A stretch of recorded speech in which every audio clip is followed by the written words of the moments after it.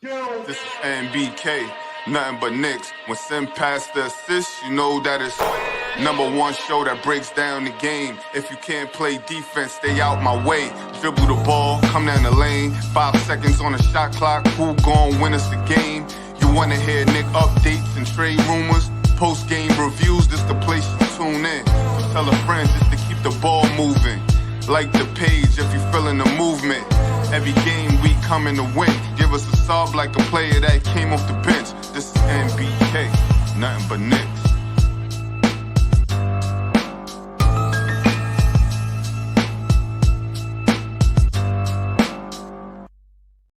Knicks family, what's poppin'? It's your boy, ladies and gentlemen. I'm gonna tell you what, I'm back in the saddle for real now. You know what I mean? Things are kind of chilled out, settled down.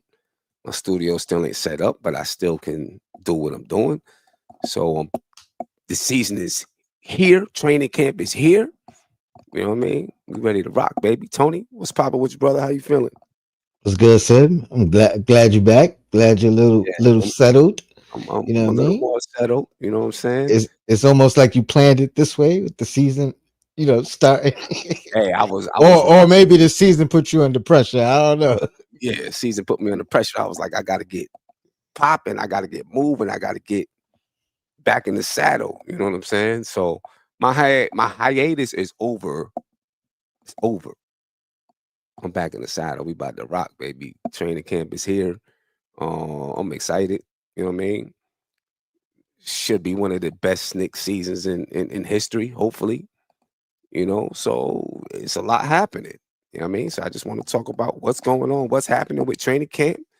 What's news that's coming out of training camp, some expectations that we might have. We played 2 games in Abu Dhabi coming up next week. So yeah, so Tony, what's your thoughts coming out of training camp so far? 2 days in. 2 days in. Let's see. I'm glad we got a bench now. You know what I mean? It seems like the bench is going to be utilized to their capacity. We will not be the lowest scoring bench in the NBA this year. You know what I mean? I expect us to make a drastic change in that category.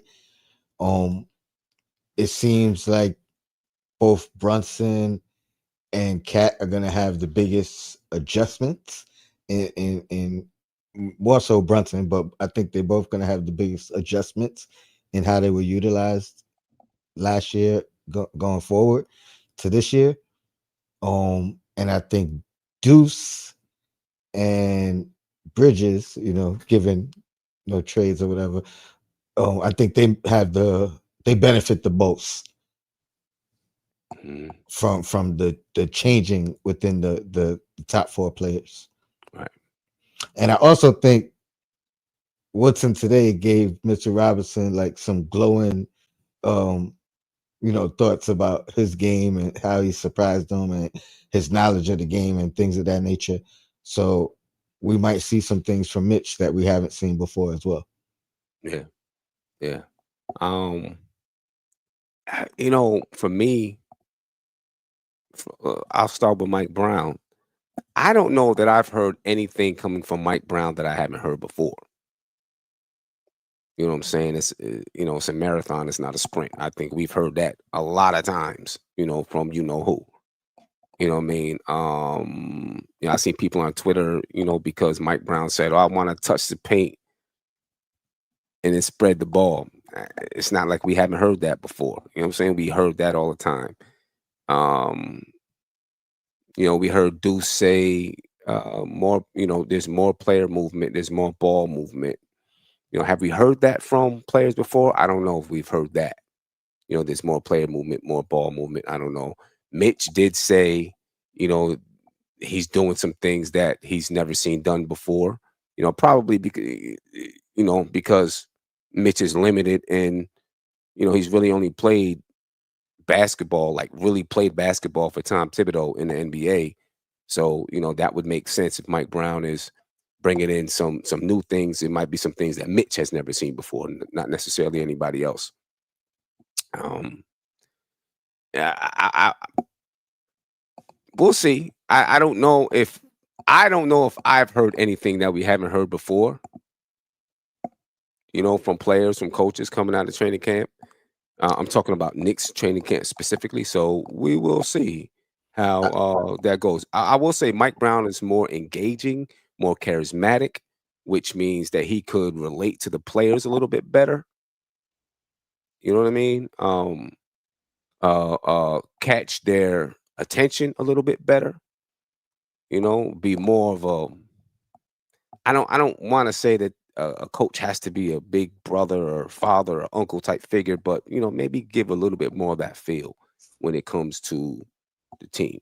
You know what I mean? Which would play in the favor of Mike Brown and the basketball team. You know what I mean? Go ahead, Tony. You about to say something? Two things. To the Mitchell Robinson point, he pointed it out. So it's not just Tibbs. He said he's played for 3 coaches. You know what I mean? So remember he he was here before Tibbs. He was here before Tibbs. He played for Fizdale. Who was here before? Fizdale, Mitchell Robinson. No, I mean Fizdale was the coach before Tibbs, right? Yeah, but he said so it's somebody else too, because he said I played for 3 coaches. You know what I mean in the NBA. So he pointed that out as well. So then this whoever it was very short though. Yeah, absolutely. I can't probably was still doing the things that the previous coach was doing. My point was I don't remember because I think I blocked those dark times out of my mental. You know what I mean? But yeah, I just wanted to point that out. And then I remember Deuce, and I think Mikhail alluded to this too, in talking about the differences in the coach, and said basically they're allowed to communicate, which is like they give input back. It's not just you know what I mean. This is what we do. This is what we do. This is what we do. They get is almost because one of the responses from the reporters went back to that collaborating, and how do you see that? Do you see that difference? You know what I mean? So right.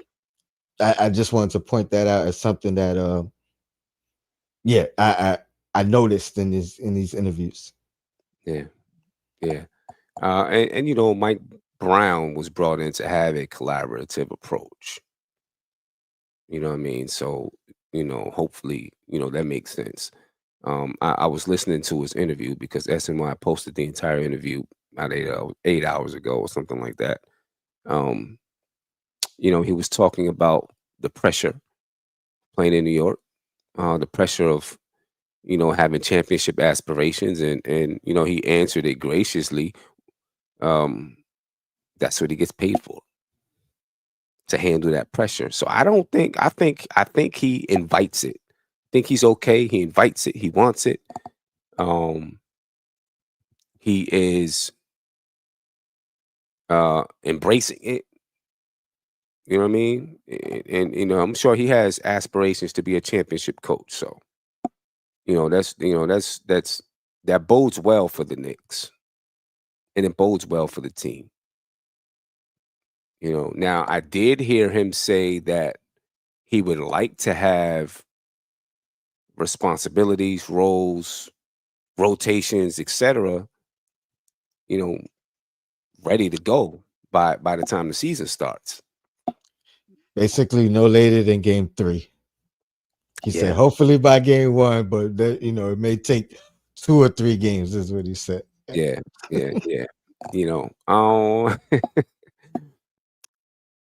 We'll see. I still think you don't really know until, to me, I don't think you know until the shit hits the fan.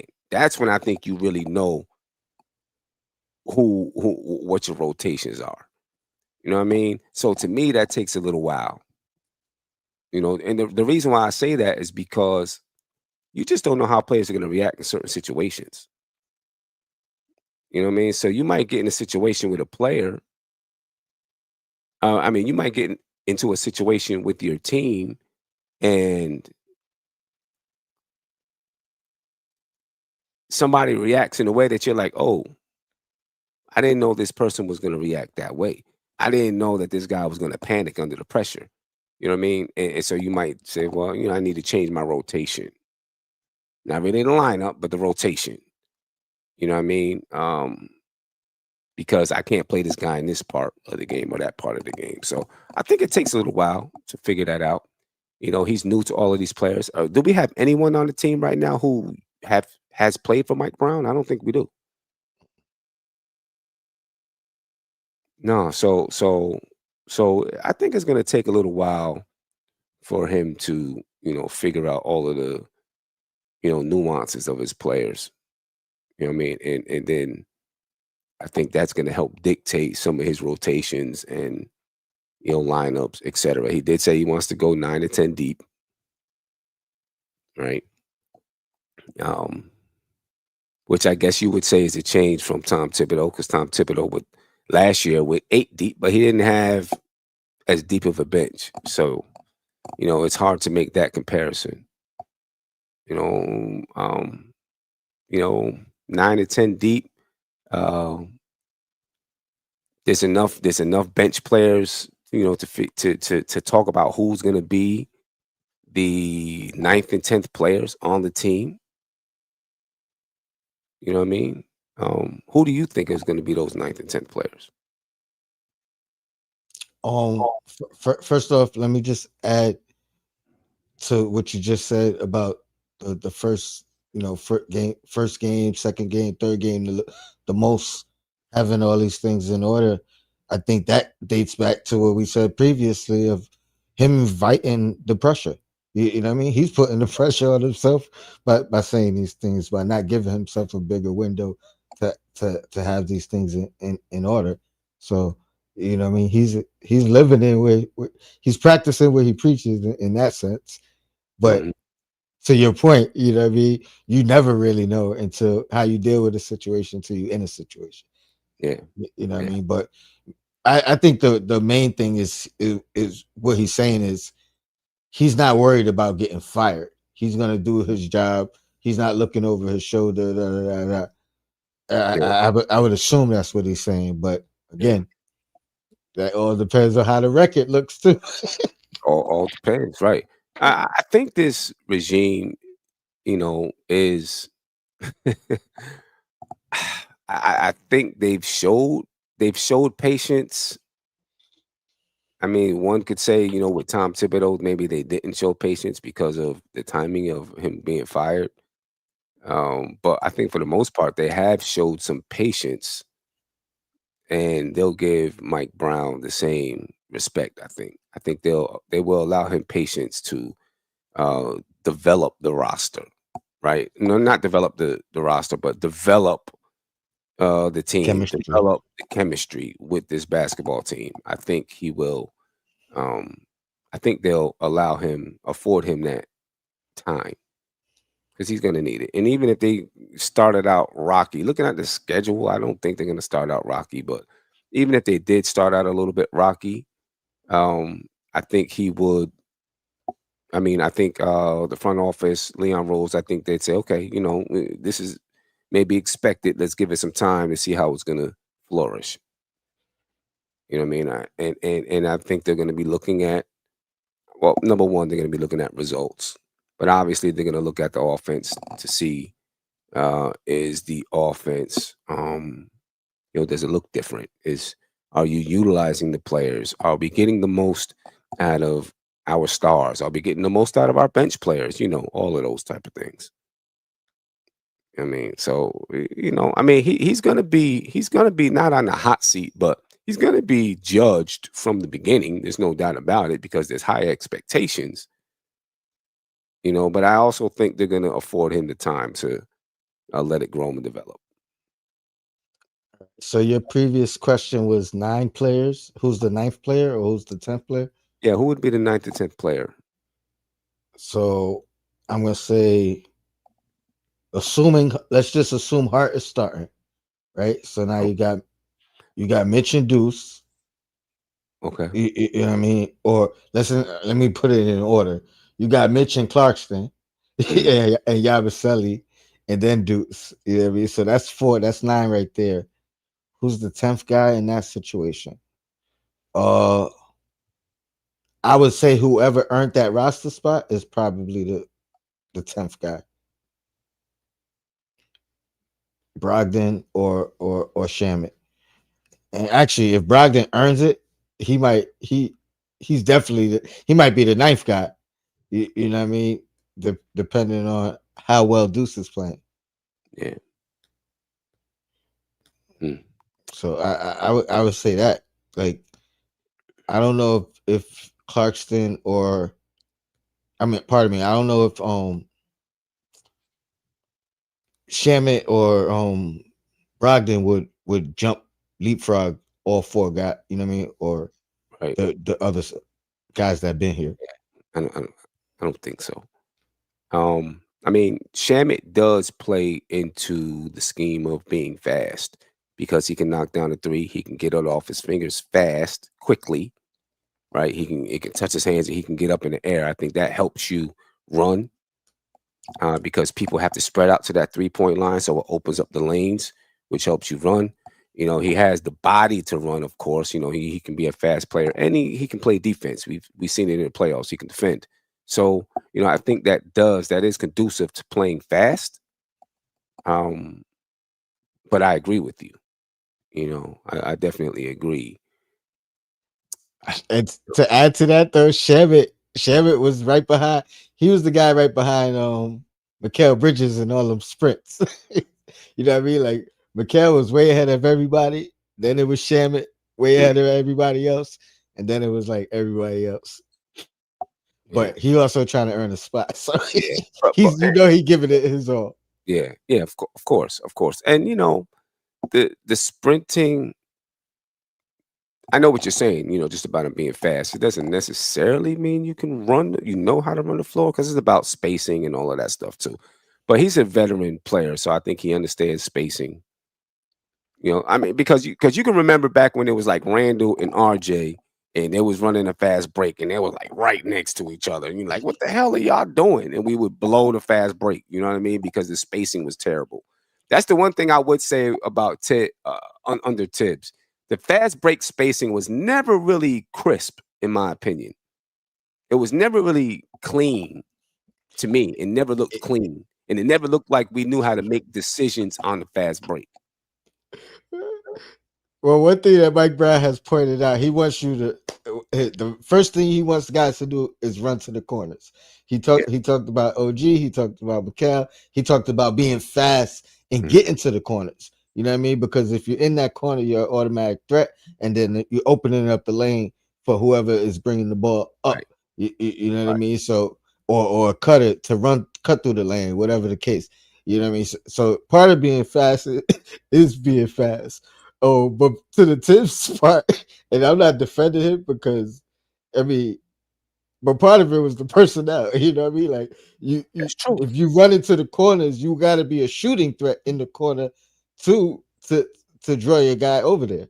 You know what I mean? If the guy wants you wants you to shoot it, they don't care if you run to the corner. They're gonna defend the lane. Yeah. So Yeah. I just laugh because RJ and Randall, neither one of them would. That's like naturally they're probably not good at that shot, at that, you know what I mean? Yeah. Like Yeah. so Yeah. I mean, they weren't natural 3-point shooters, so they weren't naturally running to those spots. You know what I'm saying? A natural 3-point shooter runs to those spots. You know what I mean? You know, it's just it's nature for them because that I remember when I was playing in the men's league with my son, right? And he's a 3-point shooter, and he would run down and he would run to a spot, and someone who was a little bit older player was getting upset, like, "Yo, go to the basket, run to the basket." And I had to tell him, like, "Yo, he don't have a lot of speed. He's not he's not doing anything when he goes to the basket if there's players there. He's a 3-point shooter. He's gonna run to the 3-point spot. He shoots 60% from the 3-point line, from the high school 3-point line when you're playing in the men's league. You know what I mean? So like, give him the ball there. He can shoot it from beyond NBA range. You know, don't worry about it." But he was a 3-point shooter, so that's where he ran to naturally. RJ and Julius, they weren't natural 3-point shooters, so they weren't running to that spot. We do have some natural 3-point shooters on this team who get it. You know what I'm saying? OG gets it. Mikal gets it. You know what I mean? Shamit, you know, Clark, Clarkston, Yabusele. Clarkson, like they understand that they're 3-point shooters, so they're gonna run to that spot naturally. You know what I mean? Which will help the fast break. You know what I mean? So that's definitely a positive for the way that Mike Brown wants to play the basketball game. You know, now looking at the starting lineup, I know you said let's assume Hart is in there. There was a picture that came out that showed Mitchell Robinson wearing blue and Josh Hart wearing the gray jersey, right? So that would indicate Mitchell Robinson was at least during his practice session was in the starting lineup. And that could be Mike Brown saying this is who's going to start for me, or that could be we're playing with lineups to see what looks good. So I don't think we're going to have any answers until we'll start to get some answers on October 2nd, noontime. We'll start to get some answers.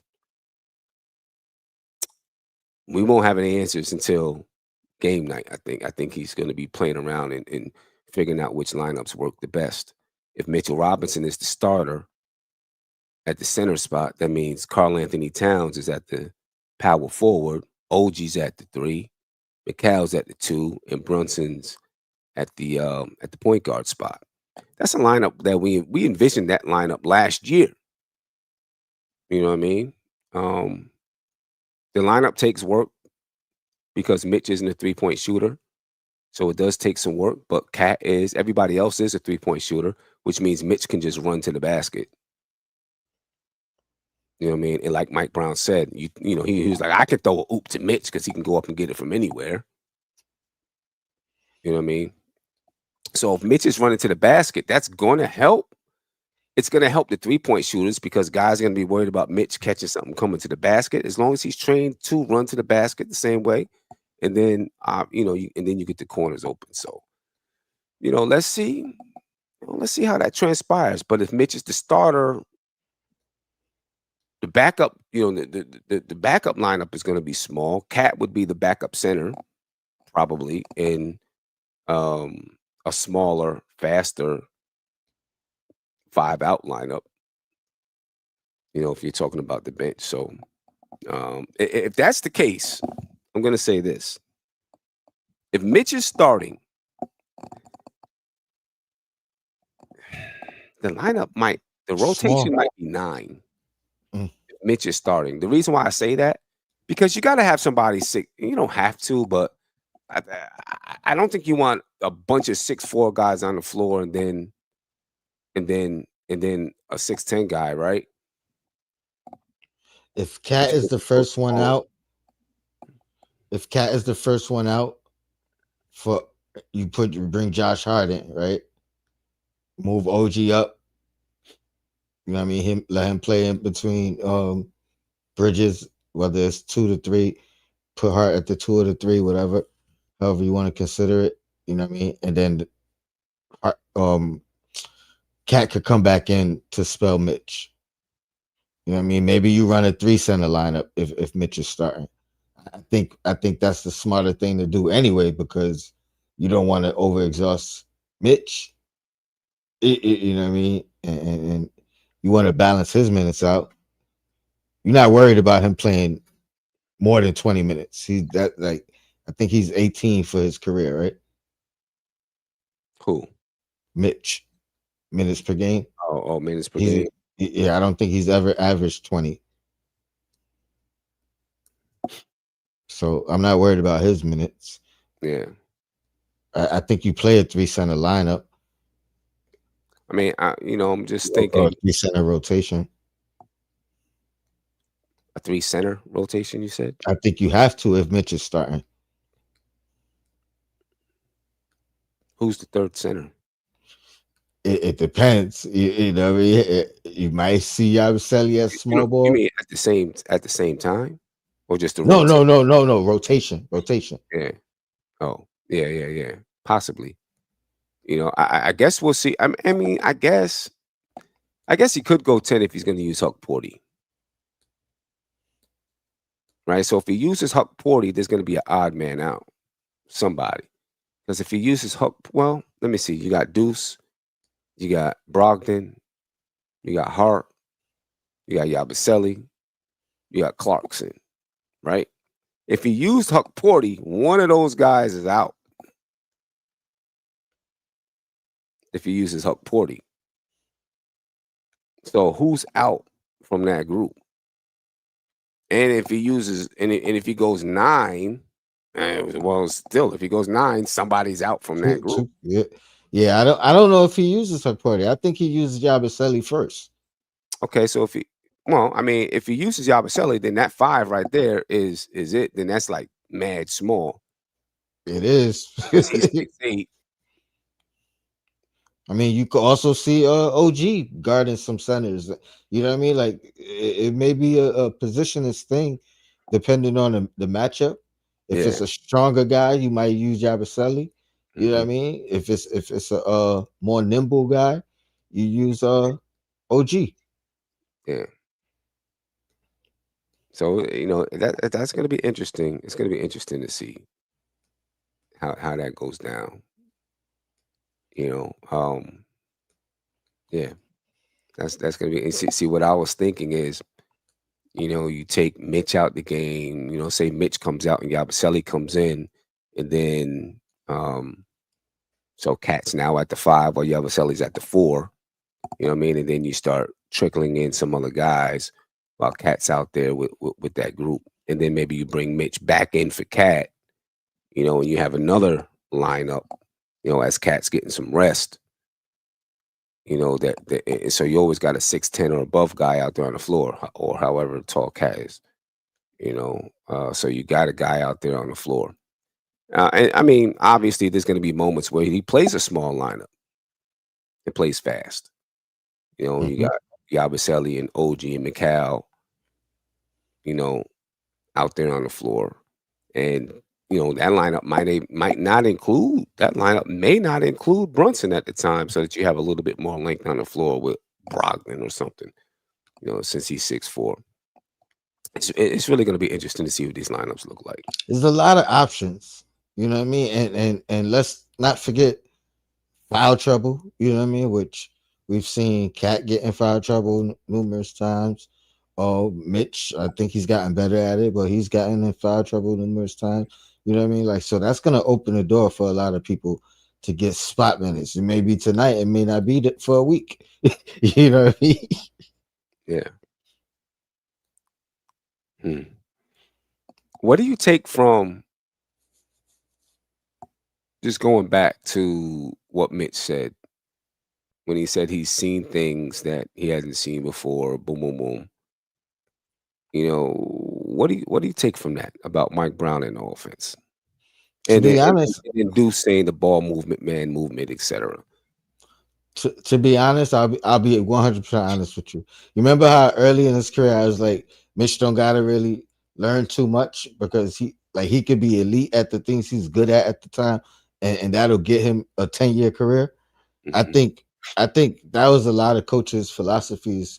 Let me use him to his strengths and not try to develop the offensive side. You know what I mean? We, we got this guy, this guy, this guy that we're giving the ball to. I think Mike Brown probably said ran a play for him. Like, you know what I mean? I think he probably said that's an advantage. Give it to me. You know what I mean? Like he might have. I think that's what Mitch hasn't seen before that he might have seen. Other Yeah. than that, I don't know what he could be. You know what I mean? That's my speculation. Mm. He's been Yeah. involved in the offense more than in 2 days. You know what I mean? More than ever. Right. Yeah, and that's probably what it is. He's been involved in all because his involvement mainly, in the past was running to the rim, catching it and handing it off to someone who was coming around him, and screening that person and setting screens. That's it. Mm-hmm. You know, 90% of his scoring is offensive rebound. yeah. You know what I mean? So there wasn't, there wasn't much for Mitch um, to do in this offense. So maybe he's being used in a way as a scoring threat. You know what I mean? Now, Mitch didn't really have a scoring game. And, maybe he's worked on it a little bit. Maybe Mike Brown has seen some things that he can capitalize on, little things. It doesn't have to be that he's featured in the offense, but maybe there's a few little things that you're like, okay, he can do this. We can get him the ball every once in a while in this position. Let him do something. We'll see. That would be great for Mitch. Because I think I could see times when Mitch, didn't feel part of what was going on out there on the floor. You know what I'm saying? Because he didn't get the ball much. He didn't touch the ball much. You know what I mean? And you need everybody to be engaged. So, this would keep Mitch engaged. If he's getting some touches here and there. Jordan Clarkson. I want to talk about Jordan Clarkson a little bit because I just want to know. Listen to this, and then we'll talk about it. Mentally, how do you prepare for just entering yourself into a new group that's been together for a little bit? I think all of it is communication. For me, is I'm gonna be myself within what's going on already, and that's where I'm gonna hold my hat on that. I'm gonna make my changes or whatever I got to do to fit in here and play the right way and figure that out. It's the first day of training camp, but definitely I feel like down the line, all the guys know you throw it to me, it's getting in the air, and majority of the time I feel like I'm open, but that comes with a grain of salt, and I know I gotta take good shots and play the right way as well. But I feel like my role and who I've been the past seasons, who I am now. Okay, so you heard him, right? I mean, he said the right things. I got to do what I got to do to fit in. Boom, boom, and boom. Play the right way, take the right shots. But he also said, I think the players know when I get the ball, it's going to fly. It's going up. How do you feel about those comments from Jordan Clarkson? Does that worry you that he's all right? He's saying, I'm going to play the right way and do this and do that. But these guys know who I am and what I do and how I play. I mean, before this interview, I've seen Cat talk about it. I've seen Brunson talk about it. I've seen Hart talk about it. So that's three guys right there. You know what I mean? Arguably, well, definitely the two most important guys. You know what I mean? And then a very important guy in Josh Hart that know, like Clarkson said, these guys know who I am. So, and I think that's what he was brought here to do. You know what I mean? Yeah. And again, I don't foresee him in the starting lineup. You know what I mean? So what he's brought here to do was bolster our bench And score. That's his job. and score the ball. So basically, we're saying, we know who he is and what he does, so we're not going to expect anything less than that. We're not, or I don't want to say less. We're not going to expect anything else. We're not going to expect him to all of a sudden be this guy that really pays attention to his shot selection, and we're going to ask him to come and do what he does and live with it. That's probably the way to take it, though. Right? Just let him do what he does. And he's not just a chucker. I say he's not just a chucker. He drives to the rim. He draws fouls. Mm-hmm. He collapses defense. You know what I mean? He can shoot as well, or he likes to shoot as well, but it's not like that's all you're getting from him. So he's a constant offensive threat, constant scoring threat. You have to pay attention to him at all times. Right. You know what I mean? You can't be lackadaisical, as Clyde would say. Right. Yeah, I mean, I think you got to just let him do what he does. Mike Brown, do what he does. Show him where Mike Brown, I think, would show him where he wants him to get his shots, and then live with the results. But then obviously you make decisions based on how he's playing and so on. We needed that kind of a scorer coming off the bench last year. You know what I mean? It hurt us big time not having that guy coming off the bench.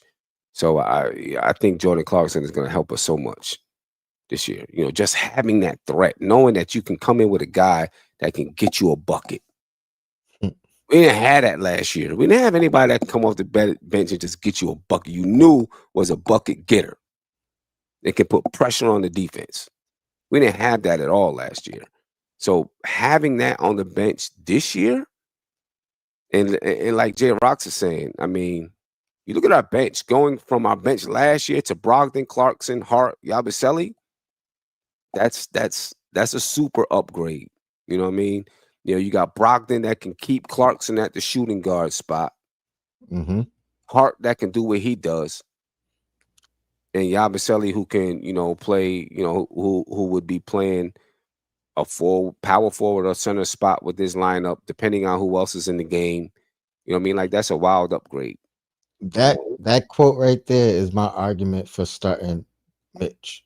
I mean, starting Dukes. For starting Dukes. Because it cleans everything up. Cleans it up. You know what I mean? It cleans it up because we're a small unit, but in the starting five is, you know what I mean? Arguably undersized. You know what I mean? Right. But now you got Mitch with that lineup. You know what I'm saying? And it definitely changes everything.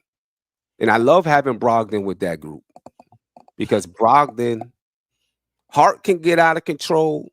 Mm-hmm. Clarkson can get out of control. You know what I'm saying? So now you got a brain out there with those guys that can keep things under control.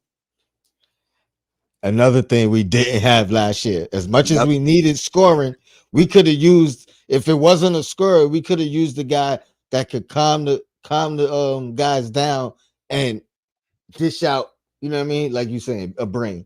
But I'm saying, dish out some assists and kind of get guys in the right positions. So both of those guys, you know what I mean? We took care of both of those weaknesses. Yeah, that's without a doubt. J Rocks also said, provided Brogdon and Clarkson don't fall off a cliff. Come on, man. Let's not put that out there. I mean, I don't think so. Brogdon, I know he's been around the league, but, that's mainly because of injury. And Clarkson's been, a six-man. Yeah, Clarkson, I'm not worried about Clarkson falling off a cliff. Brogdon beat out quickly a couple years ago. What, 3 years ago? 4 years ago. You said 3 years ago. For six-man. Oh, for six-man. Oh, yeah. For six-man. Right. 6-man. Hector said we can win 65 games. 65 of them. It's a lot of wins. I'm not gonna say it's not possible. You know what I mean? But I'm trying to take it one game at a time, baby. One game at a time. Let this group grow and develop. We got a new roster. So Mike Brown is starting off with this roster, right? I'm not trying to beat a dead horse with Tibbs or nothing like that, but for the last 5 years, we've had a lot of roster turnover with this team, right? I'm hoping that going into, we have whatever results we have this year, and then going into the next season, we have the same roster. Right? Because this gives Mike Brown a chance to really develop the roster, develop the rotations, develop the chemistry. If you continue to change the roster, 5 players in the roster every year, it's going to be choppy. So I'm hoping that Mike Brown really gets a chance to rock with these guys a little bit. You know what I mean? For a couple of years, let this thing. Now, of course, you got Brunson and McCall and Cat and Mitch and Hart and OG, right? So you got 6 people on the roster that's been here for a while, and you added, like 4 more players or whatever. So we added Brogdon and Yabusele and Clarkson, so maybe 3 new players. So that's not bad. You know what I mean? So they should have some chemistry. Then they're gonna figure out, how to play within Mike Brown's system and develop more chemistry. And yeah, so I'm just hoping that Mike Brown gets a chance to, keep this group together. The front office can find a way. We got to see how they play together, but keep this group together, and then keep that chemistry building and growing over the years. Kevin Bergen said, "I don't even care about how many games we win. I want a championship."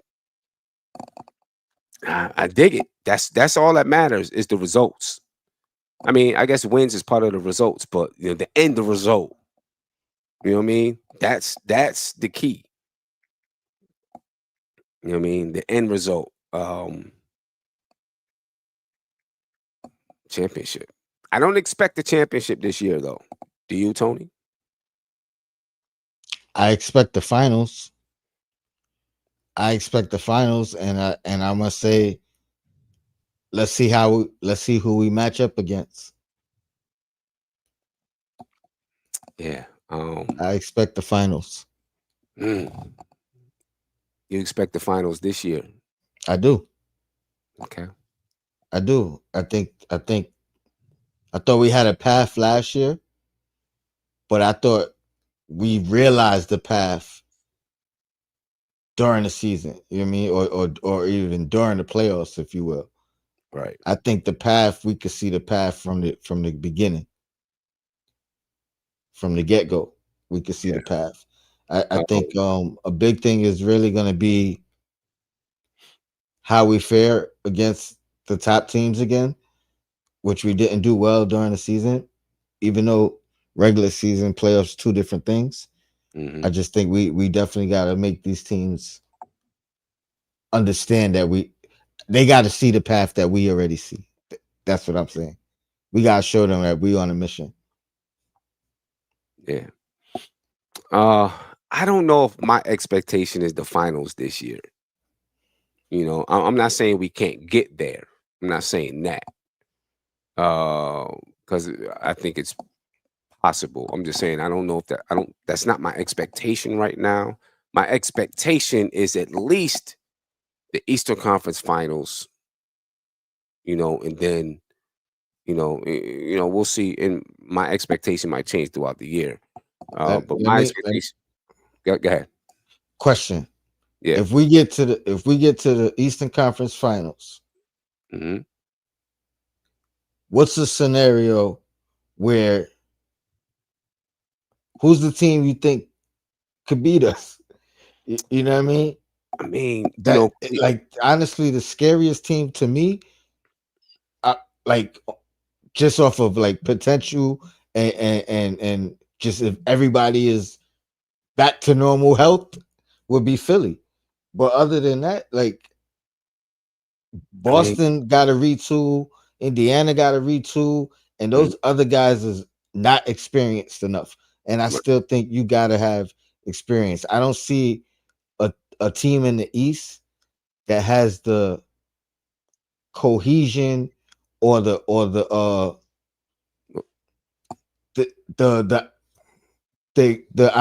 don't think no team could duplicate what OKC did, being so young.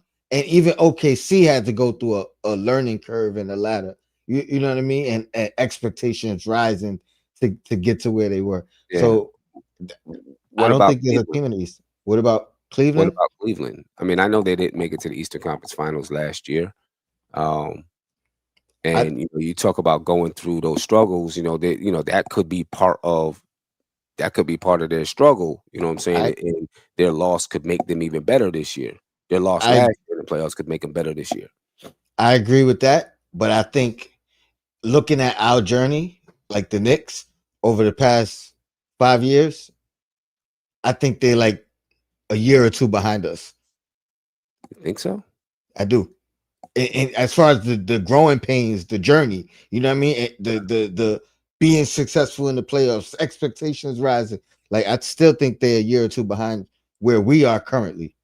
Because I think they could be, if we talk about cohesion, I think they would be the only other team in the East that actually has as much or more cohesion than we have, right? Because I they're agree going to with that. back with the same team that they've had for a while. Their expectations, and they're disappointed with their performance last year and where they thought they should be. Just like we were last year when we thought, we felt we should have beat Indiana and been in the Eastern Conference Final. Not last year, but the year before. Yeah. Uh, I think they felt they should be there last year. So, I mean, I think they would be the biggest threat to us in the Eastern Conference. Then, the Magic, we'll see. They got stronger, but we'll see how that happens. And then the Hawks, we'll see about them too. Yeah, the Hawks probably the best team. Like they had the best offseason in my opinion. Mhm. Like they're definitely a threat as well, but they're It's on newly paper, assembled. Yeah, they newly on assembled. paper right now. So You know what I mean? I'm just not scared of the Cavs. And I don't believe Philly's gonna be healthy. You know what I mean? Like so I don't I don't believe they're like gonna be healthy either. I don't believe in Philly. I know they have talent, but I just don't believe that they can be healthy. I just don't see it. The Trails, my man Spree in the building. So what if Tatum comes back for the playoffs? If I'm Boston, I wouldn't have him come back for the playoffs. I'm letting him take the year off and come back the next year. You know what I mean? Why put that kind of pressure on the injury? You know what I mean? Like the playoff pressure of it. and I not would even the playoff pressure, it's more pressure because you already disassembled the team. So now you asking him to come back and do more. do You, more. you know what I mean? Or do the same with less help. You know what I mean? Right. Like, however you want to. So that's you know what I mean? That's a bigger strain. I agree with you, Sam. I don't see them allowing him to come back Right. and play. Now somehow they get to the finals. You know what I mean? Somehow they get to the you Maybe. know what I mean Eastern Conference Finals, and he's been itching. Yeah. You know what I mean? Game 7, but still that's a big risk. You know what I Yeah. mean? You take that time off, man. Yeah. You just learned some stuff about your team. That's all without him. Right. Check this Let's out. see what Brown could do. Check this out. We're gonna get back to these expectations, but check this out, too. My man Donald Cannon. Donald, what's up, man? He says, Sim, I was an advocate for letting Tibbs go. Now I think I may have coach remorse. I guess be careful what you ask for. Every couple years, new coach, new philosophy, amped up until we look bad. Sounds like Don was about to get married and got cold feet and is ready to lead a lady at the altar. Like, what's up, Don? What happened? Why are you? I mean, we haven't even hit the season yet. You know what I mean? We So haven't had a bad stretch yet. I'm just wondering what's making you have remorse, and we haven't even hit the season. That's all. You know what I mean? Call up, right? Yeah. I guess I should put it up there. 516-362-5212 if you want to call up and share your opinion. Don, if you want to call up, I want to know why you're having remorse that Tom Thibodeau is gone. You know what I mean? And what's making you think that we may be in for a shaky season. One thing that hasn't made me really like jump out the window on anything crazy is, you know what I mean, is we still have the defenders that we have on the team. We didn't add any defenders per se, you know what I mean, but we still have Mitchell Robinson, who in my opinion changed our team when he came back, and then changed our team even more when he started in the playoffs. Still got Deuce, still got OG, still got Mikal. Yeah. So that's the one encouraging thing. Like we didn't have Mitch most of the season. The rest of those guys were there, but I think Mitch is a game changer defensively, and that's the only thing I'm worried about. I think we didn't reach our peak offensively, and I think we should be better offensively with Mike Brown. Okay. Yeah. My man Kevin said, "I remember people were afraid when we traded Randall. Y'all forgot. Y'all will forget Tibbs quickly too." I'm gonna say this about that though. I'm gonna say this, Kevin, about that. I personally feel team last year would have been better with Randall. I feel like we missed something. Maybe we gained it back this year. I feel like or the same, better or the same. I really do. That's just my opinion. I'm not gonna lie to you though. Um, I like Cat. I support Cat. I'm not a fan of Carl Anthony Towns. It's just me personally. You know what I mean? But I do feel like we missed something without Randall being there. You know, I feel like we missed something. You know what I mean? I do. Go ahead, Tone.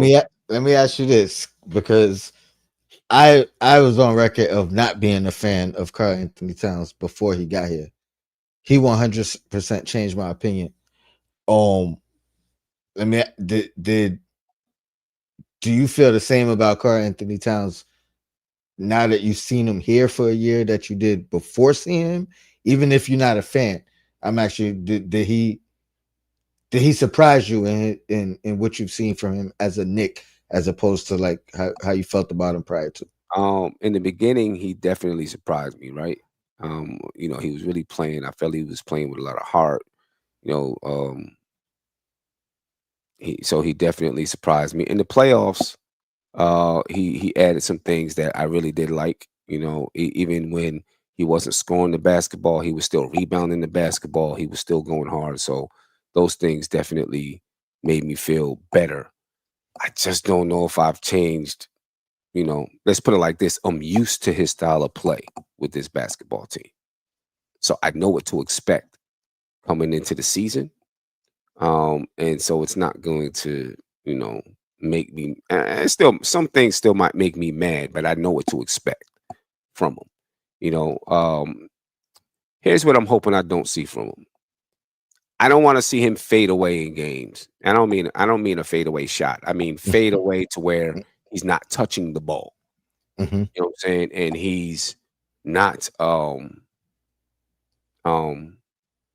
like in the offense. He's floating in the corner. I don't want to see that. You know what I'm saying? I want to see him be demanding. I don't want to see him whining.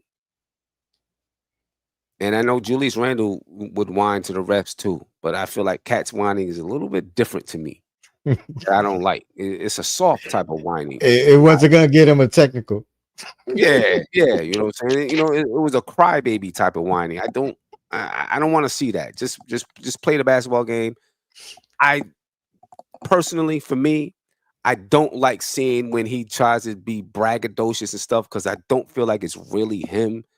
I just feel like he's trying too hard for those things. And it bothers me when I see it.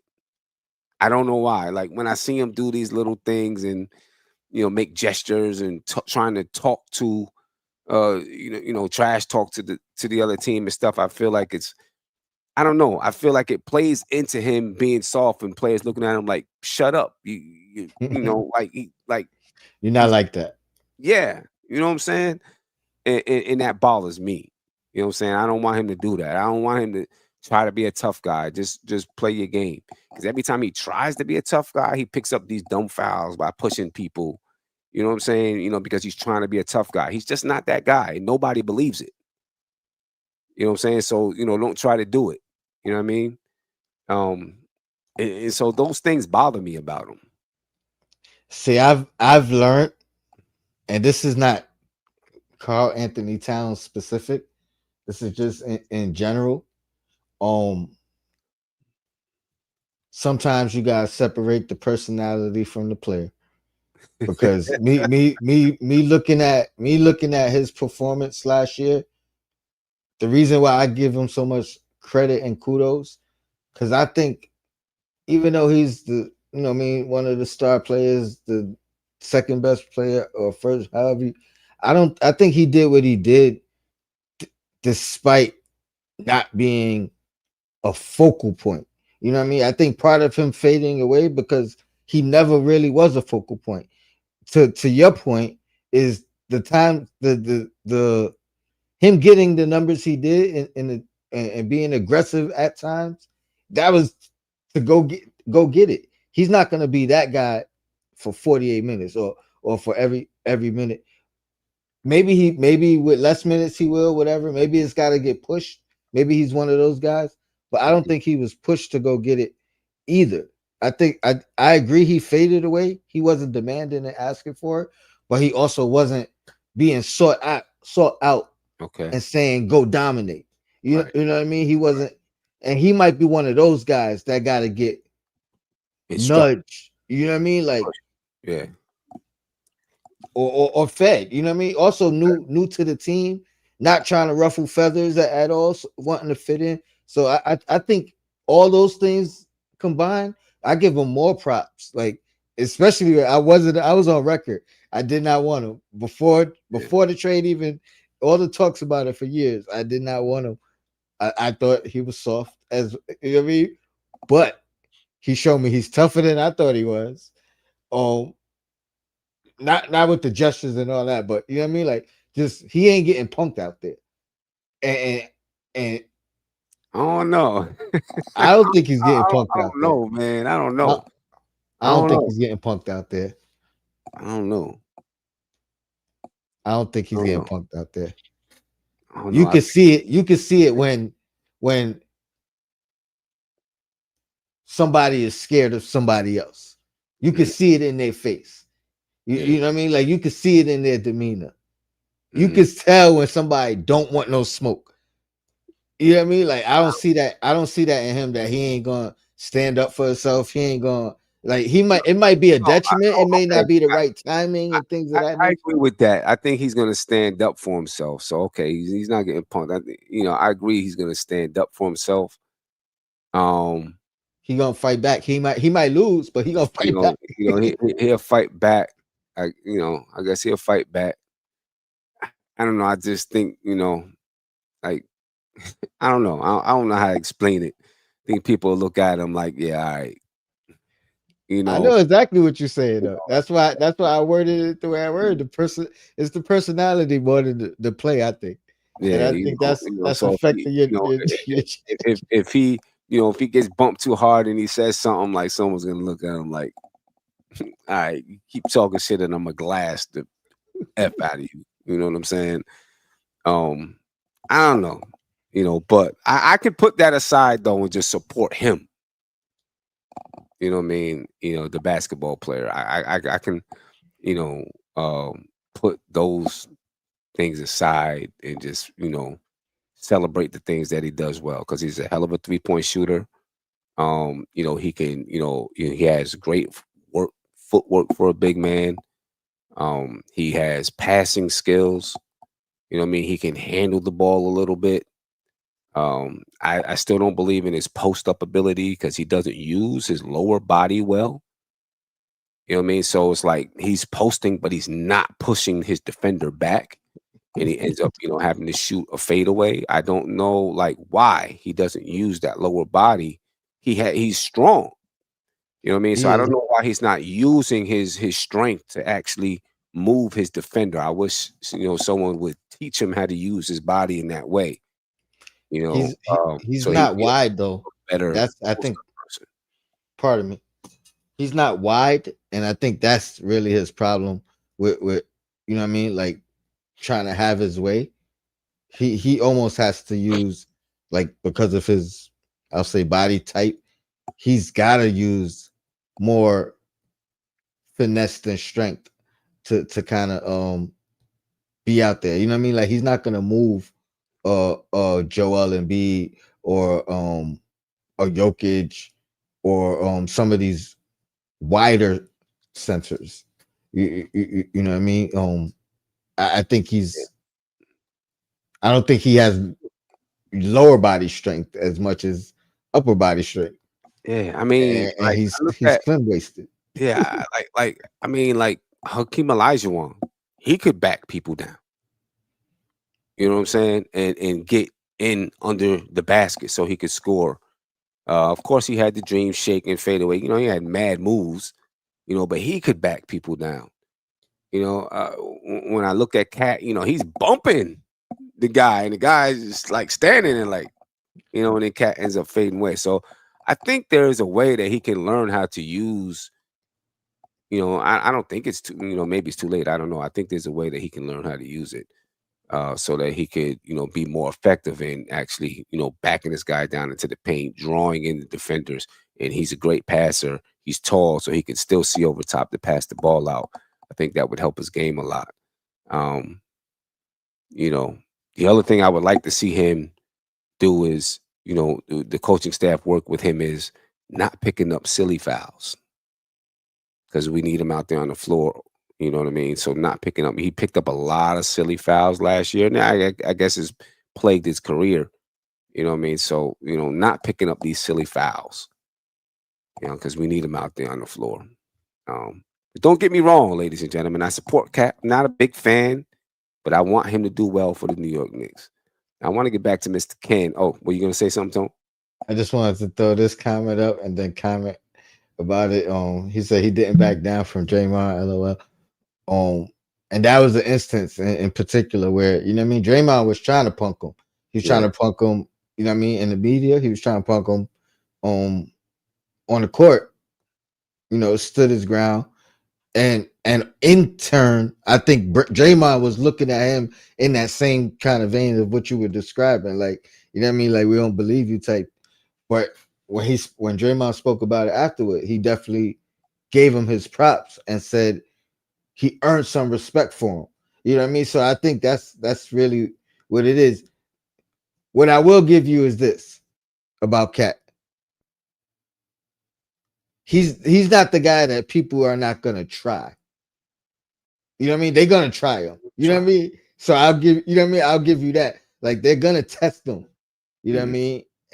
But I also think he's dealt with that his whole life. You know what I'm saying? Sure, he has. Being tested. Mm-hmm. You know what I mean? Temperature check, all that. I think he's used to that. So now it's really about skill set and playing through that and showing improvement and things of that nature. So I don't know. I've also gained some respect for him, considering I was right there with you. Like, I wasn't a fan of him. Yeah. Like prior to him getting here, but he's definitely shown me some things that. Well, I'm really hoping that he's having an MVP type season this year. You know what I mean? He's about the time where he should be at the peak of his game. This season for it. You think? I don't doubt it, but I was just throw it out there. Do you think Brunson champions a MVP season from Cat if he's not in that running, in that race? You know what I mean? Like, do you? I do. I think he will. I think Brunson wants to win. I think Brunson understands that his legacy in New York is going to be predicated on him winning. Mm-hmm. You know what I mean? And if he wins a championship, he's going to be viewed as the captain. Yep. Right. So if the Knicks win a championship, you know what I mean, he's the leader. So I think he understands that. You know what I mean? So I think he's all about everybody on the team having the best seasons they can have. You know what I mean? Mr. Cannon said, just going back to his remorse about Tibbs, I was seriously thinking about all the accomplishments we had with him. Throughout all the distractions and frustration with his lineup, he was a winning coach. One more year wouldn't have hurt us. I agree 100%. I agree. Like, it's about results, not about how it looks. It's about results. You know what I mean? It's always about the results, not how it looks. And some things might frustrate you, this, that, and the third. But if you're consistently going up, let's see where it lands us. That's the way I felt about it. But we're with Mike Brown now, so I support Mike Brown. I'm gonna support Mike Brown the same way that I supported Tom Thibodeau. I'm not gonna be like, oh, see, the Knicks would have did this with Tibbs or did that. I'm gonna support Mike Brown and what that process is. Now, if he does things that I don't like, then I'm gonna say that too. But I'm gonna support him the same way I supported Thibodeau. Candace said, and Sim, I will call in one of these days, more than likely around the first 15 games or so. I know if I should be ranting or praising this new coach. I mean, give him time. Give him time. I mean, those first 15 games, I don't know if that's time to beat him up. You know what I mean? They gonna be judging every game. People are judging like right off the boom. Even though 90, I'll say 80% of the fan base was happy with the firing. I'll say I don't know how. I don't really. I would also say 80% of the fan base was unsure of how they felt about the new head coach. That's true. You know what I mean? Like, so they're those people, the 80%, they in a weird spot. You know what I mean? Like, because they really don't know how they feel about Mike Brown. Yeah. You know what I mean? So they don't even know how to maneuver. Yeah. I get it. So interesting, man. I do have one more question, Sam. Yeah. And I'll be right back after that. Do you think it takes an MVP caliber season from Cat for us to win a championship? Or do you think it's more likely that it would take a Stephen Curry / MVP Steph Curry season from Brunson for us to win a championship? What do you? I don't know. I think this. I think it's going to take all-star caliber seasons from Bridges, OG. 6 man of the year caliber season from someone. I'm not saying they got to win those awards, but caliber. In the running. Right. Of that caliber. I think it's going to take that for us to win it. You know what I mean?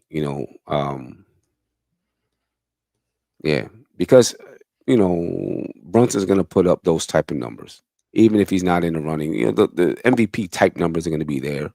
I think even for Cat, the MVP type numbers: 23 points, 12 rebounds, 5 assists. Those MVP type numbers, I think, are going to be there. It's going to be the supporting cast that has to take us, I think. We assembled a deep roster, so we need 2 guys in McCall and OG who are having all-star caliber seasons, and then someone who's a 6-man caliber, type of guy. I think. Don't forget a defensive player of the year. That'd be nice too. Somebody in that. That could be Deuce. That can be Deuce. That could be Mitch. I'm looking at Mitch. Deuce, give me most improved. I'll take that from you. Let me ask you this. Kevin says, I think a lot of it will have to do with Mike Brown. I believe he can get it done. What would it take for Mike Brown to win Coach of the Year? That's announced before the Eastern Conference Finals. So, and it's messed up because expectation-wise, arguably Cleveland is the only team in the East that have better odds or more expectation to get further. Mm-hmm. So I would say number 1 seed. I don't think we could do it being the number 2 seed or lower. I think it has to be number 1 seed in the East. I think that's the way it starts because again, this award is going to be given out by the end of the season, between the end of the season and the the playoffs, the early part of the playoffs. So I think that part where we're the number 1 seed, maybe some defensive accolades, team defensive accolades that nobody's really expecting right now or talking about. Everything is really about unlocking the offense. Yeah. I think if a 65 win season, That'll be there. it is there. That'll do it. That'll get them there. We got a caller on the line. Caller, you live. Name me where you're from, please. Hey, what's going on, guys? Is that Oh man, Formerly known as. who am I speaking with? come on, man. You already know what it is, man. Who? Can you please? Oh man, who is this? It's What's you laughing at? Isaiah, aka Cooking with some Zay, aka formerly known as Big Bubba, Slim Bubba now. Slim I guess you Bubba call me now. that. It's Slim Bubba now. Slightly Slim Bubba. Let's say that. He ain't slim. Hey man, I lost Slightly 50 pounds, man. Come on, man. 50 I pounds. mean, if I have $100 and I lose $5, I'm still pretty. Just saying. Oh man. What's good, going man? on, What's fellas? happening with you? What's good, man? I mean, you awake? Big Bubba's awake Barely, at hey, 12:49 a.m. Big Bubba's awake. Are you serious? I just got off work. Oh, all right. Okay. What's going on with you, brother? How you feeling? I'm good, man. Blessed, man. Just been working. How you feeling about the season? I'm feeling good, man. Sim, truthfully, man, it's crazy. So I was thinking about this the other, I was talking to, Guillermo and everything. This is crazy, man, because I remember just, all of us talking, man, and, back in like 2017. Mm-hmm. And when we hear now, this is what we've been all talking about. Right. All them years we talked about the Knicks getting the team. Mm-hmm. And this is it, Sim. This is the team. Is it? There's no Mean? more. What do you mean the team? Talk to me. What do you mean? Are you sure this is the team? Sim, we got. Me personally, I think our window is the next 2 to 3 years. Mm-hmm. But this is when I say the team. This is when I say there's not going to be no more big move. There's not going to be any. These are the players that the Knicks, from James Dolan down to the ball boy, are confident that this will be the team to get us to the championship. They paid the players. They got they literally got the bench. I mean, now we're talking about me personally, I think we're gonna have the best bench in the league. On paper right now, it looks like the best bench in the league. This is the team, Sim. This is the team that Leon Rose and them feel confident that okay, this team is the team that can go to the championship. And now our expectations, for me, I'm gonna assume you and Tony that our expectations the next 2 to 3 years is NBA Finals. That's my expectations for this team. It's NBA Finals. There's no more playoff, second round, Eastern Conference. Nah, this for me is a bad season is not going to the finals. Okay. So this year for me, my expectation is not finals. I'm not saying we can't get there. I'm just saying I'm tempering my expectations to the Eastern Conference Finals. Let's say that. So this is where I'm gonna disagree with you, shockingly, right? Boston's, to me, Boston don't got Jason Tatum. Indiana don't got Tyrese Halliburton. Yeah, you got to worry about Philly a little bit. You got to worry about possibly the Magic. Cleveland. Yeah, Cleveland. But truthfully, Sim, I'm sorry, man. The East is weak right now. This is a prime opportunity for the Knicks to go to the finals. At bare, to me, is bare minimum, because you're talking about you have a team that's legitimately 12 deep. You have 12 players on this team that can play. You know, God willing, health is good and all that, but you have a capable starting five who I think should be, you know, Brunson, Mitch, Cat, OG, Mikel, and then you got 7+ guys Mhm. that are legitimately that are bare minimum would start on a bad team. Yeah. What do you think about this? Kevin Bergen says we need to stop looking at other teams' injuries as an advantage. It's no guarantee.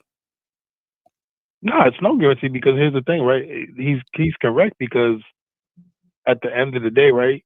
Knock on wood, God forbid anything, we can get an injury. Mhm. We can, you know what I'm saying? We can easily get an injury. Mhm. But as is right now, knock on wood, everybody's healthy.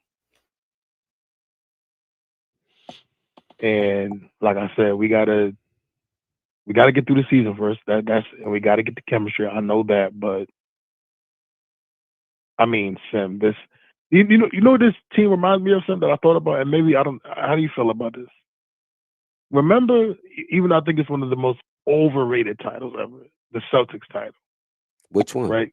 Which one? Oh yeah, 08, 07, 08. So Okay. the Knicks team reminds me of this team, because I remember they were building the team, right? Mm-hmm. And you had a lot of players wanting to play, because you know there was, I guess, there was a lot of rumbling back then about, you know, the Celtics are going for it, trading to get KG, trading to get Ray Allen, Right. and then you seen a lot of players wanted to be part of that bench, Mm-hmm. wanted to be part of that team, because they knew this team was most likely going to win a championship. And I'm saying, I'm getting the vibe of there's a lot of these players, right? Because the last couple of days, I mean, we all seen the news of a wave of players wanted just to get an opportunity to be on the Knicks training camp team. I'm thinking, Sim, that there's a lot of talk around the league that, the Knicks are serious. The players are talking about, that this team is most likely going to the finals. Let's go join this team and be part of this, because I mean, I get. players. Listen, I get that. Check this out. Check this out. I remember the 2011, 2012 New York Knicks. Maybe it was. What, 54 wins? And all these veteran players wanted to play for the Knicks back then, right? And we brought them in. Rasheed Wallace, Marcus Camby. You know, we brought all these veterans in. People were, Chris Bosh was on the radio. They said, name a team. And he just said, the Knicks, man. The Knicks, right? He played for the Heat. The Knicks, man. Right? Everything was about the Knicks. Jason Kidd was leading the charge. Melo, Amari, like everything was about the Knicks. What happened? Tell me what happened. No, we didn't go. Club got blocked. But what happened, but Big Bubba? Do you remember, or was you too young? What happened? No, but so I know where you're going with this, but here's No, the but thing: answer my question though. What happened? we didn't win. What happened? Do you remember what happened? Who do you know? Yeah, we got old. Huh? We got old. We got old. We were old. Old? Oh. Yeah. Because look, I mean, not in that season. man, We didn't get old in that during that season. We had a chance. We should have beat Indiana. No, we Right? definitely We had should home have, but court advantage. We should have beat Indiana. We should have been in the Eastern Conference Finals. We would have had a chance to beat Miami. so You know but what I'm saying? so here's the All thing I'm with that. saying is, like, you know, it was the same type of thing. People wanted to come play with the Knicks because we put together a squad. You know, we had all of these things going. Uh, all of that stuff. You know what I mean? But And so it Sim, but did. here's You my counter to that though. But look, what I remember that season, mhm. and I'm gonna tell you what happened. I know what happened. I watched the game. Okay, what happened? We were old, man. I mean, because I remember during the playoffs, Jason Kidd, he ran out of gas. All the older players ran out of gas during the playoffs. I don't think that's the reason why we I lost. remember it. Jason Kidd couldn't That's hit a not the reason shot why after a while. you know, I don't know if that's the reason. But the that we difference lost. between this is me. The difference between that, right, is that our core, like that core was old. Like I think the average age for that team was like 35, 36. The average age. Melo was what, 28? Amari was 28. Raymond Felton was in his 20s. I think Iman Shumpert was on it. Was it Shump on that team? Yeah, Shump was on the team. I think Shump was on that team. J.R. Smith was Shump in his 20s. The core of that team, because the core of that team remained when Jason Kidd. You had Jason Kidd. You had Pablo Prigioni, Marcus Camby.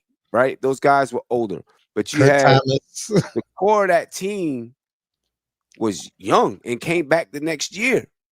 Right, Raymond Felton, Amari Stoudemire, Carmelo Anthony, J.R. Smith, Iman Shumpert, Tyson Chandler. I mean, that was your 6 core players that was supposed to be the future of the team.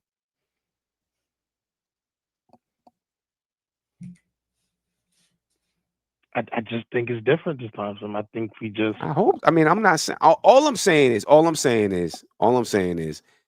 to stop. I'm not gonna. I'm also not gonna lie to you. All I'm saying is, let's give the team time to form and grow and develop. Of course. Into that, you know what I'm saying, and that's the reason why my expectations is tempered to the Eastern Conference Finals because we got there last year, so we got to get there this year, right? Like I seen Tony put in the chat, you got to get to Game 7 of the Eastern Conference. Like you got to get there this year because that's where we were last year, and we should have a better team, better players. So we got to get there this year. We got to.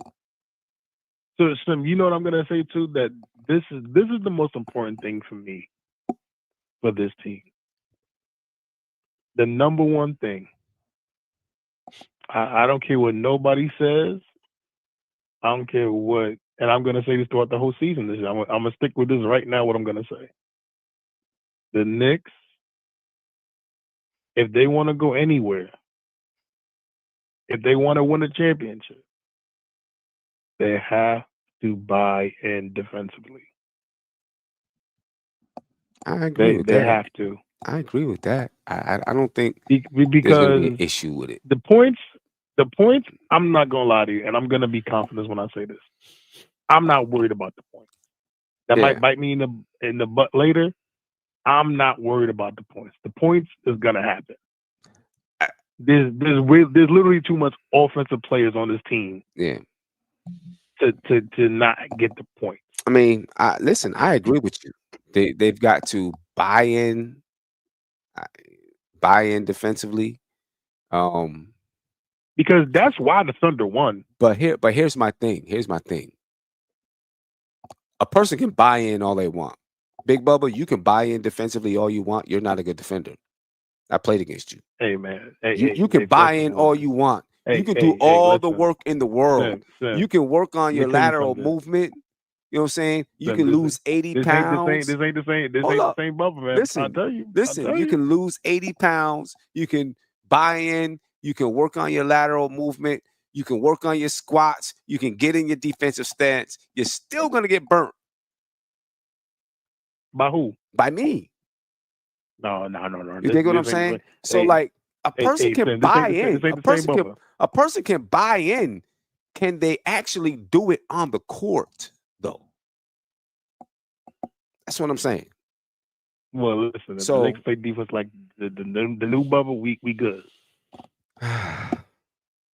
Okay, that's what you say. But- So I guess my question is, do we have the players that can actually, just defend that way? You know what I mean? We do have a lot of offensive minded players. We do have some defensive minded players on the team as well. No, we do. And this is to me, we got the perfect blend, right? Because me personally, I think the starting five, I said my starting five. I think that should be the starting five. You got 3+ defenders on that team, on the starting five. And then the bench, you got Deuce, you got Josh. Is Yabusele a good defender? I don't really have a... I don't know. I'm not exactly sure. Yeah, I'm not sure. Some people say he's know. decent. Some people say he's not. So yeah, I'm not 100% sure on that. So I mean, me, right? My second unit, I'm actually been a little. I've been going back and forth with the second unit, but me personally, you got Josh, you got Miles McBride, you got Hupp. You're gonna have Yabusele. You said? Did you say Huck? Yeah, Huck ain't I got playing. him as the backup center.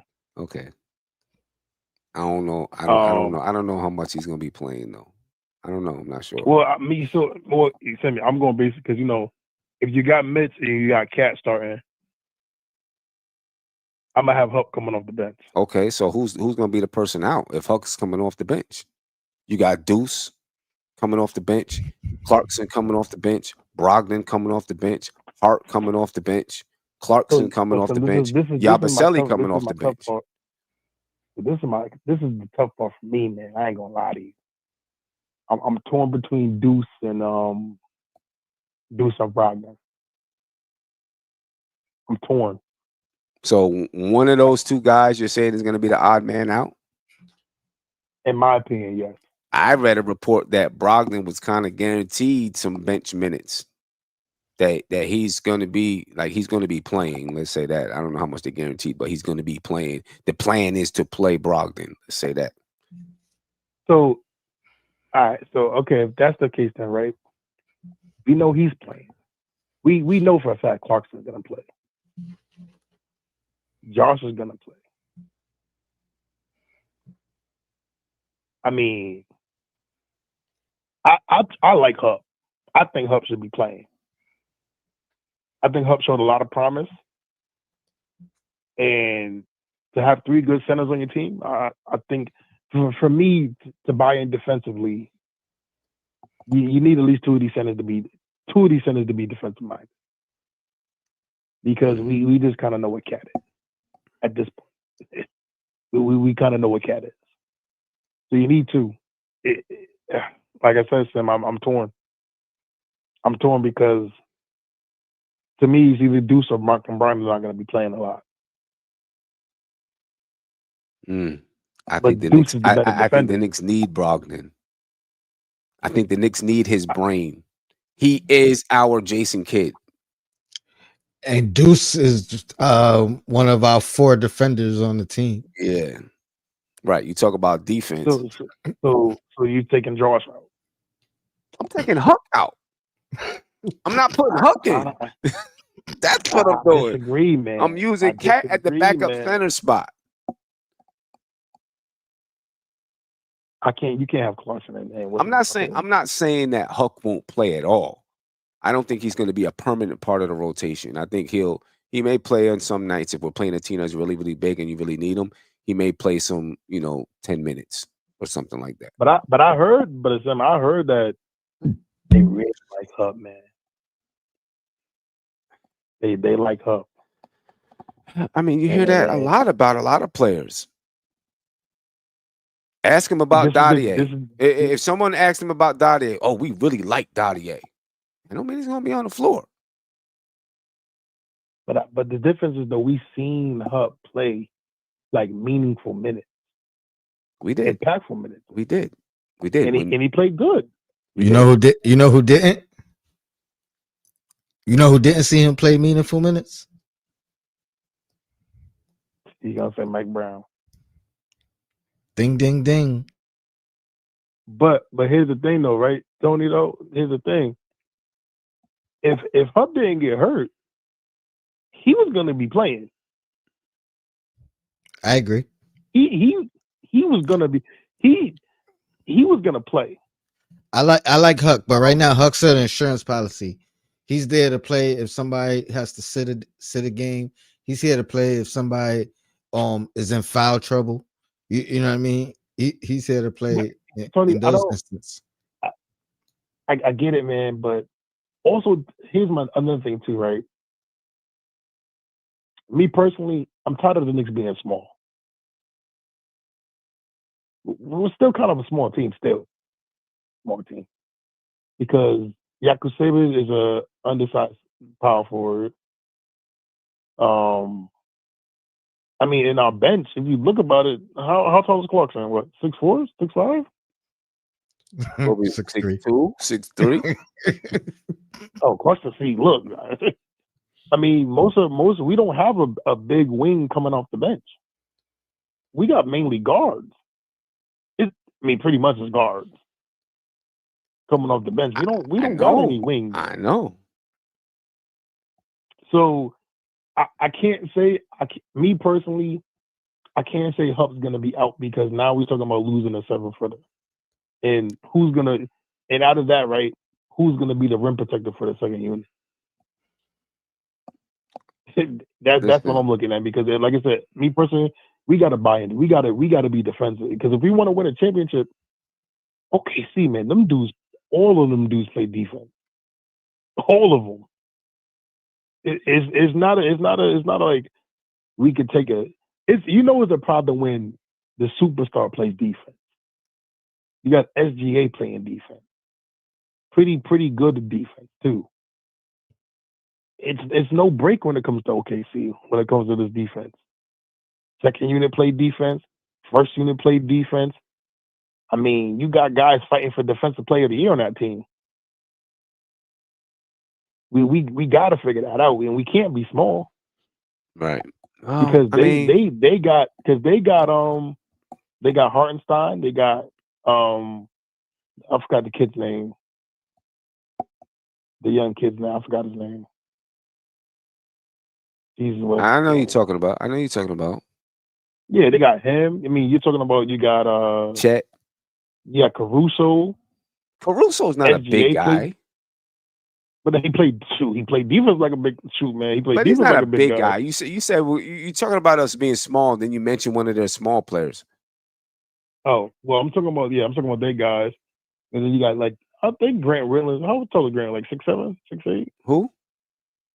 Williams. What's the Williams one? Yeah, like 6'8". Yeah, it's crazy. We drafted him too. They're not that much bigger.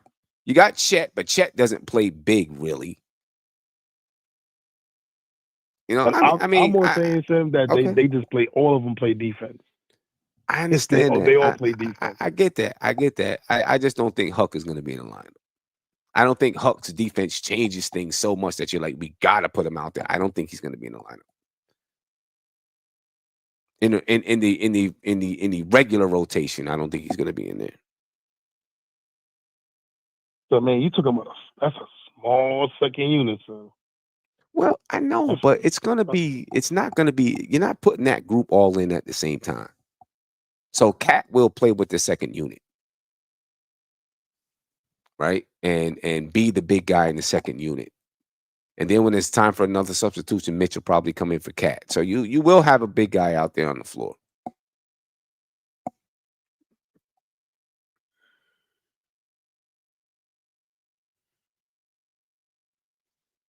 You know, I just don't think Huck is going to be the guy. We'll see, though. Sam. I mean, look, we're talking about a good problem now, right? We went from last year having pretty bad bench to arguably having maybe the first or second best bench in the league, honestly. So it's a good problem to have, and it's a good problem for Mike Brown to figure out, you know. Yeah. Yeah, no I doubt. think these Sim, I won't lie to you. I think these might be the most important preseason games in Knicks history. It sounds crazy, but it might be, man. Okay, I understand where you're going with it. I get it. Like, I get it. you know what I mean? But All right. I'm just me, man. I want the size. Pause. When it comes to just I know. Come Listen, on, man. man. Yeah, you don't have to say pause. I understand know, what you're man. saying. But listen, man. I Hey, get it. I understand. Nobody's mistaking nobody is mistaking what you're saying. Even though you said pause at the end, I could still cut out that sound bite and just put it out there if I wanted to, Big Bubba, and no one would know that you said pause afterwards. I'm not gonna do that, but so you don't have to. You don't have to. Hey, so listen, man. That environment I work in now, man. You gotta say pause. you gotta say pause. I guess so. It's some crazy. Do you want to tell the people what your occupation is and the reason why you say that? Well, if you haven't been following my journey, everybody, which I got a lot of y'all on Facebook and Instagram. I'm a correctional. A correctional officer. I've been one for the last about to be 3 months now since I graduated. So if he doesn't say pause, he might be standing up against the bars. Hey, man, what the heck?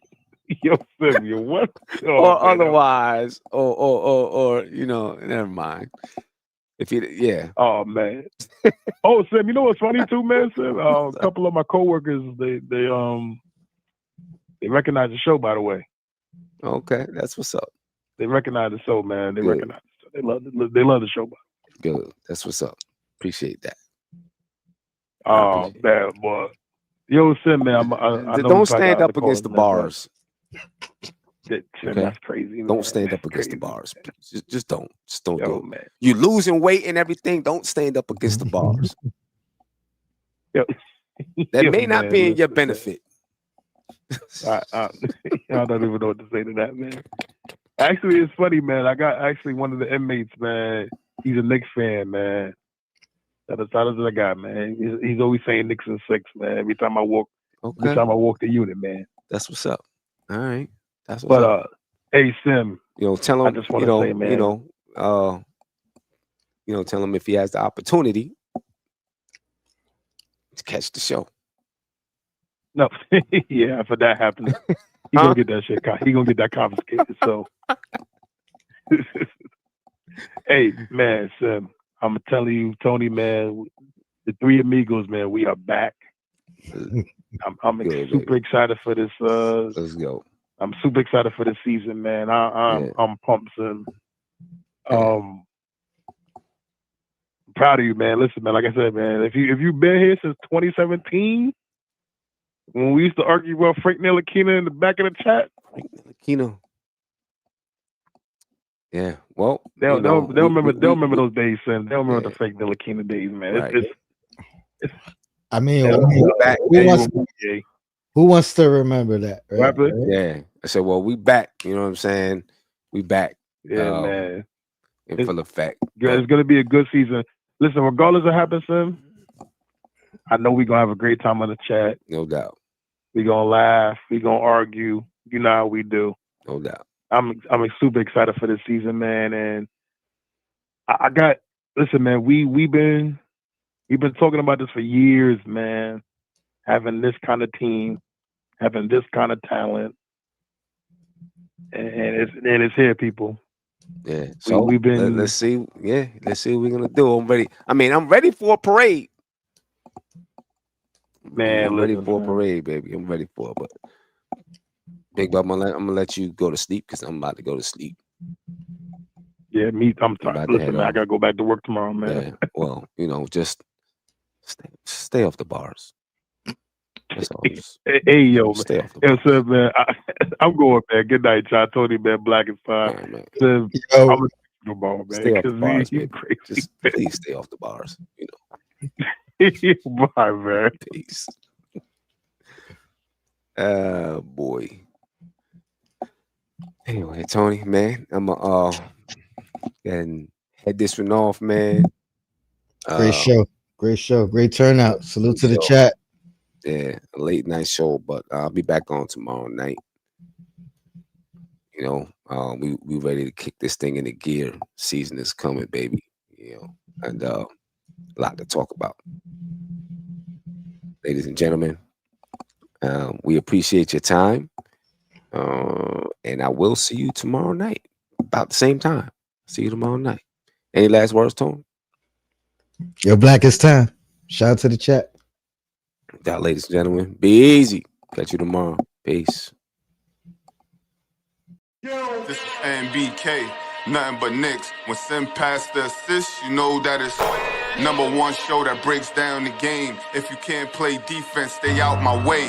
Dribble the ball, come down the lane. 5 seconds on the shot clock. Who gon' win us the game? You wanna hear Nick updates and trade rumors? Post-game reviews, this the place you tune in. So tell a friend just to keep the ball moving. Like the page if you feeling the movement. Every game we coming to win. Give us a sub like a player that came off the bench. This is NBK, nothing but Knicks.